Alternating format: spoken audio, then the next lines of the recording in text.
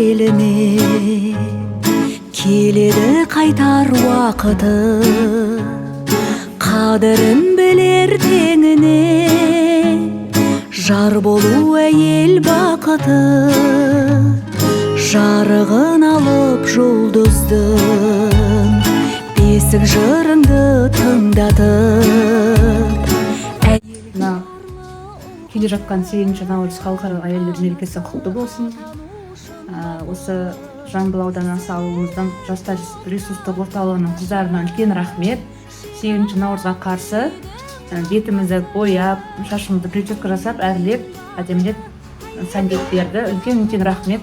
Жұмыстарына тек қана табыс тілеймін. Отбасы әйелдің бақыты, әйелдің бақыты, әйелдің бақыты отбасы.